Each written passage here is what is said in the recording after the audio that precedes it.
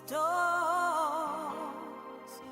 or even behind iron walls, to feel the need to be set free.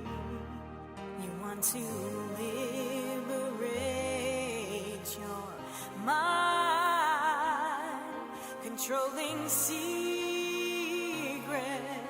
yet you will find the need to be set free.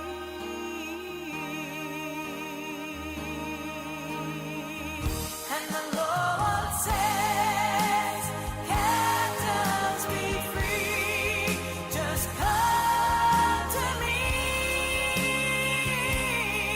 I'll break those chains that hold you down. Hi, everybody. Welcome to Heroes of Hope. Today, I got somebody very, very special with us.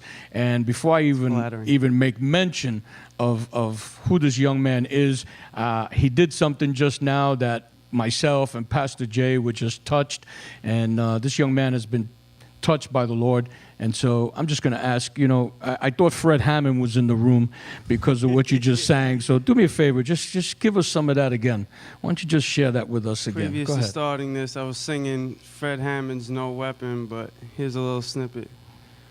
No weapon formed against me shall prosper. It won't work, 'cause I know God will do what he said he would do. He will stand by his word, and he will come through. No weapon. I'm going to do a show just with him singing soon one day, but God's will. I'm blessed, and the reason why we had to start this show with him singing is because God put a new song in his heart. And I remember when that happened to me. And Pastor Jay's behind the camera, and he feels the same way. And so we're real excited about having this show right now and being able to bring Ronny on the show. And Thank you. Ronny, I know there's a lot of people out there that first want to know who you are, where you're from, and things like that. And then we'll get into all the other good stuff concerning testimony and stuff. Yeah. But share a little about yourself, being here and Staten Island. I'm and stuff just like blessed enough to be raised old-fashioned compared to the new generation today, because I learned to appreciate more over the years. I'm just your average, typical Staten Island kid. Work, went to school, back home. I come from a blue-collar family.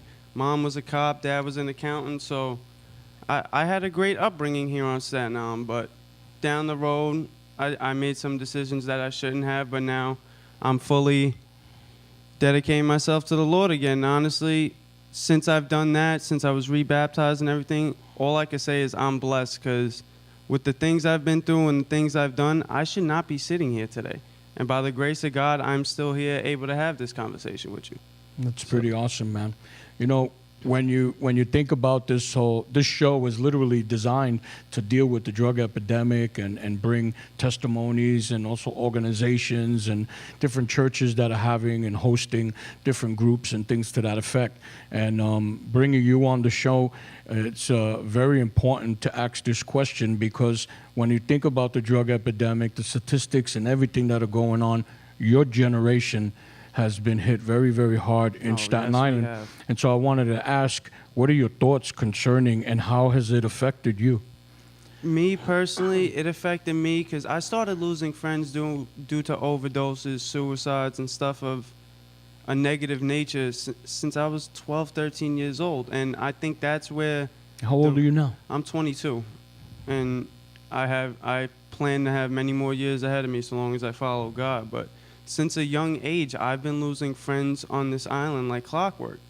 And every week you're hearing, oh, so-and-so died. Oh, our friend's daughter died of an overdose, this one, that one. And I'm happy to say, and blessed enough to say, that I got out when I did. I'm not too far removed. I only have a little over a year. But at the same time, I can say I'm blessed enough that I don't let my past define me anymore. For a while, that's what fueled my addiction. Seeing friends disappear from class. It's like sitting in a classroom and each day another desk is empty. Another desk is empty. And your class started off with 30, 35 kids. Now you're down to 20, 25 kids, 30 kids. And you have to sit there and realize your mortality when the person you were sitting next to studying with, doing homeworks with and everything, died of an overdose last night. Now you got to find a new partner and readjust and get through those hard times with your friends dropping like flies. I feel like currently I'm a survivor in basically what is like the Black Plague on Staten Island. So a year ago, before that, you were experiencing a lot of these things going on with the loss of friends and stuff, but yet you were still using, excuse me, and in the process of using and going through everything you're going through, you're watching this epidemic pretty much have its way. And it had its way with you're myself not, as well. Yeah, and in reference to addiction. But you've been able to not be a part of the statistics in that sense. And you ever wonder why? Why you? Why not you? Have that question ever come to you? Oh, it has numerous times over the years. And how do I put it? I feel like God gave me a purpose to be here, to be able to do this show, to be able to come to celebrate recovery, stop in like on my days at work because I've been busy lately. But for the most part, God gave me a purpose to be here. And through all the stuff I've been through on this island, all the things I've done, I feel it's time to give back. Because I took so much from the neighborhood, so much from my family, so much from anybody who was associated with me in my teenage years. Because I was the kid you warned your kids about. I was a kid like, don't hang out with him, you're going to get arrested, you're going to get in trouble. Now I have people who saw me before the addiction, during it, and after it. And they're telling me this is the best you've ever looked, this is the best you've ever been. Like, you can't let your past define you. And I choose to not let it define me anymore. People know my past, okay. If you want to bring it up, okay. I can't change the past. I can only work towards a better future. When we think about the past in reference to the life you were living, can you share with us a little more in reference to that testimonial part of the dark side of what you've been through? And the reason why I'm asking you to do that is because there's people that are still there, and they need to hear how there is a God that can take you out of the dark and to bring you into the light. Are you willing? Oh, do you want to do that? You know what I mean? Yeah. Are you willing, or are you ready to surrender that? And certain things happened in your life that really altered your time of desperation that launched you into making the right decisions for your life. But what was that like in reference to being addicted? Like, what were you addicted on? How was the street day to day? How was it making it happen out there? Just me, my drug of choice was heroin, and then it led to other things. It had originally started with pills. When I was young, I wasn't hanging out with the best people, so I got into selling drugs. For a while, didn't do drugs. Even though I was 12, 13, 14, selling weed, pills, whatever made me money. Because I grew up with my grandparents, so I've learned to live by humble means. My grandparents couldn't afford Jordans, stuff of that nature, so I had the determination to go out and get what I wanted. How I had to get it didn't matter to anybody, and that mentality is what led to my addiction. Because first the addiction was money, then it was selling drugs, then it was using the drugs. And before I knew it, it progressed so much that I ended up being a 19, 20-year-old homeless dope fiend with a needle in my arm.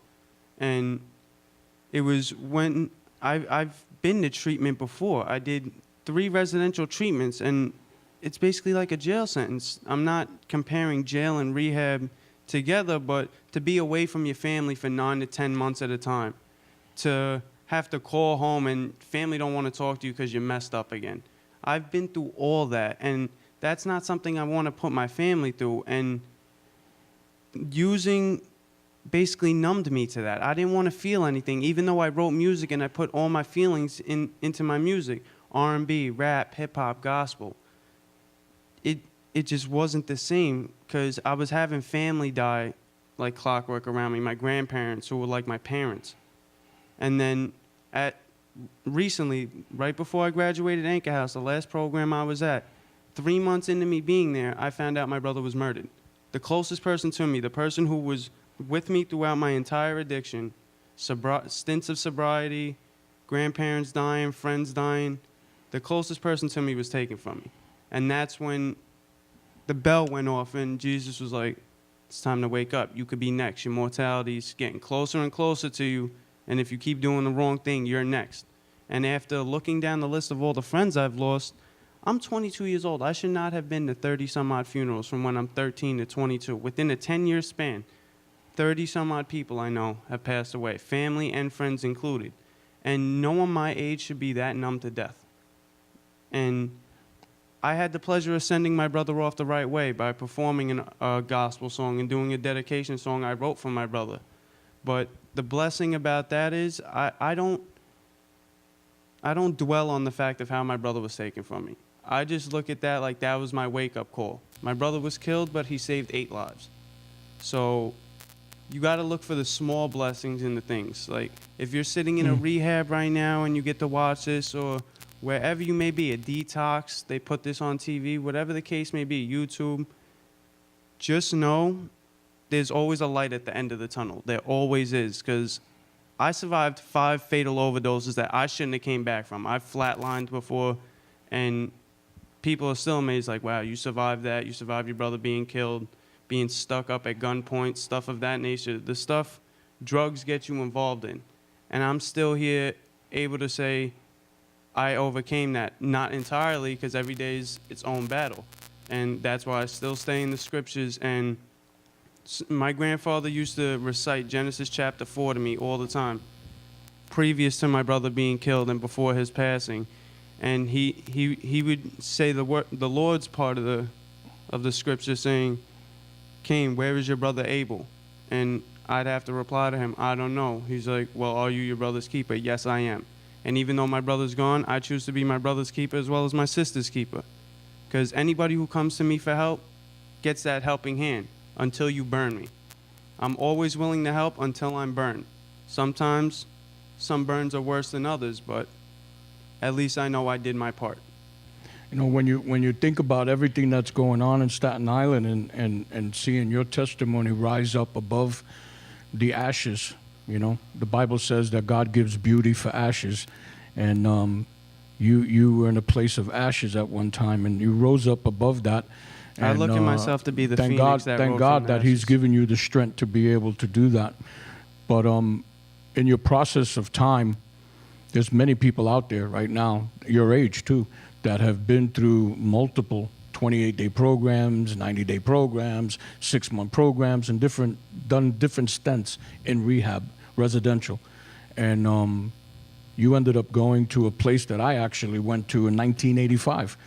And Anchor House. We had the What pleasure was of the celebrating difference? graduation together as well. Well, yeah, that's pretty awesome. You know, well, I was glad that we were able to have that moment. But Yes. my question is, what was the difference between, you know, these different places you were in? What was it? I know that some things triggered it in reference to your brother passing away and stuff. But your stay in Anchor House, what helped you to get to that place? It was a different atmosphere compared to the other ones. I'm not bashing anybody or taking it wrong, but in the previous ones, it was mostly court mandates, or the counselors didn't care as much. They didn't give you the drive to keep going. So when I went to Anchor House and found out it was faith-based and they incorporated the Bible into it, I got saved by Jesus when I was 16. Even though I was still in addiction, I prayed for help with it, and over time it started to dwindle a little more, even though it was getting worse, like the progression of it. But I wanted to stop all the more over the years since then, since coming to Christ, attending church every Sunday. And with being in Anchor House, they showed me scriptures that helped me get through it. Plus the whole situation with my brother, there was an experience I had at Anchor House. It was 2 weeks before my brother was killed, and they asked, what are your fears about being in treatment? And me and my brother were Batman and Robin, so my fear was that I couldn't stop him from putting himself in a situation. And I had that gut feeling, like when you're sober and you're watching like Basketball Diaries and you see them shooting up and you feel your stomach turn. It was one of those feelings. And I said, I'm not going to be able to be my brother's keeper. And 2 weeks later, I was faced with the tragedy of losing my brother. But I still stayed sober through it all. Still stayed with him in the OR until he passed. And I could say I was sober when I did that. I could say I had a clear mind and handled what I had to handle as a man and was able to stand up for the first time from when I first started using until the end of my addiction, that I'm able to be the man I was supposed to be and God destined me to be, and not the man I want to be. Because the man I want to be changes day to day. I want to be the next Bill Gates. I want to be a music engineer. I want to be a cop. My feelings don't matter. It's what God has in store for me. And I let him guide my feet in the sand as I walk. Because it's the moments you don't see the footprints is when he carries you. Yeah, that's So pretty I awesome. allow him to carry me. That's pretty awesome. You know, I noticed that you've spent a lot of time there at the Celebrate Hope Recovery Center and get around the guys and things like that. And being a part of your graduation was a special moment, I think, for both of us. Am I right? Yes. You know, I know it was for me, but 'Cause I went through hell and being back able while in to- Anchor House, but was able to come out the other side and see the blessings that come from fully applying yourself to it. Because there were people in treatment with me who just did it for 3 hots in a cot. There's always going to be the bad apples out the bunch. But after my brother died, I wouldn't say I segregated myself from everybody, but I stayed away from the nonsense. I went to work, I went to school, and I handled what I Right. had to handle in order to get out and reintegrate back into society and be with my family again, be the man I'm supposed to be. I actually have my mother's trust back now. And when you're in addiction, to get your mother's trust back after all the wrong you've done, whether it was stealing jewelry, money, robbing them of sleep, I think that's the one thing I robbed my mother the most of, was sleep. And to know she could go to bed and have a peaceful night's sleep knowing her son isn't doing nothing crazy anymore is a blessing in itself, in my eyes. you know, when someone shares about how they've been delivered, how they've been set free, and they use, you know, the word, you know, like the Lord, they say the Lord and things like that. A lot of times people are, you know, have a hard time with it. And the reason why I'm saying it the way I am is because there's usually evidence in somebody's life that people would be able to say, wow, that's deep. This guy had to change. You know, he could have did something different, but he chose this. And the reason why I'm saying that is this. Something happened to you that I want to know if you would be okay sharing it in reference to the guy. You don't have to explain the whole scenario concerning what happened with your brother's death, but the guy that was a part of that whole thing that went down, something happened where you met up with him. And Yeah. why don't you finish that right there? There was a situation in front of my church. It was around my birthday. My brother was shot last October. He was killed last October. This was around February, around my birthday, give or take. And I'm in front of my church about 15 to 10 minutes before the service starts. So I'm having a cigarette. I'm getting my Bible ready, turning to the chapters they're going to be using for the service because I grabbed the teaching notes beforehand.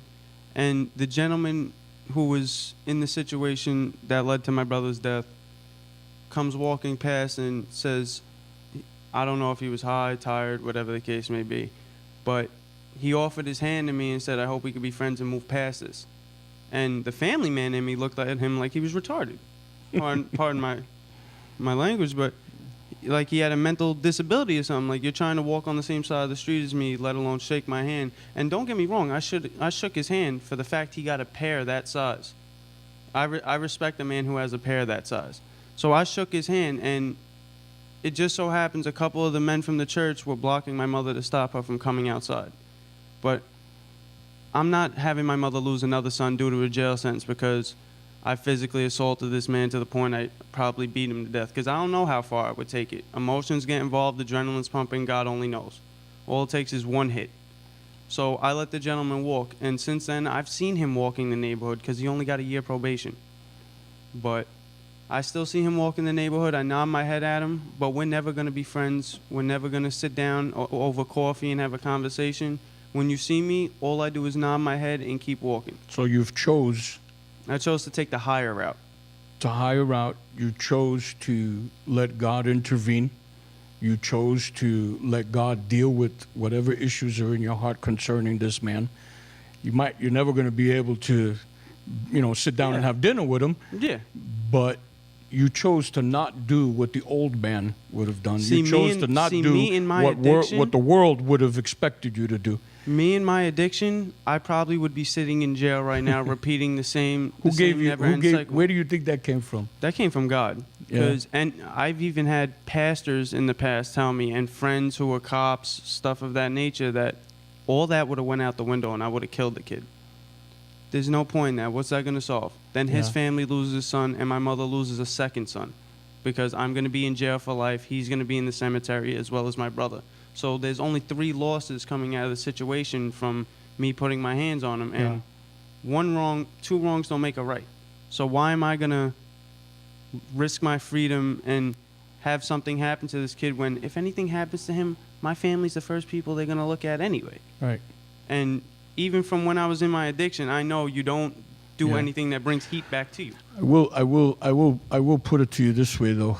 God has a way of giving us life lessons in forgiveness that are in the toughest scenarios, and this is probably one of them because I've been through some of them too. And at first, it's really hard to forgive in the way you know you need to forgive, but in the process of time, it unfolds when your heart stays focused on, that same forgiveness you received is the same forgiveness you need to give. But even though the Bible says that, it's really hard to do those things That it sometimes. And is. so we can state we're Christians, but there's some things in life that are just not as easier than others to do. And so I'm glad that you were able to share that with me because there's a lot of people right now that are your age that have a lot of anger, have a lot of maybe even loss of friends, have brought them to a place where they're waving their fist at God as if, why did you let this happen? And they have anger in their heart. And instead of running to God to help them, they feel as if God is absent. What would you say to the young people today in reference to where is God in this whole scenario of this drug epidemic in the sense? God, when it comes to the epidemic on Staten Island, he's that paramedic who gets you breathing again. He's that doctor who sends you to rehab. He's that mother who's being hard on you for all the wrongs that you've done. You may look at it as a punishment, and trust me, I did too. With Mom being a cop, there's plenty of times I spent a weekend in Central Booking because Mom didn't want to come get me because I did something stupid. It's those lessons that are going to teach you and make you more humble at the end of the day.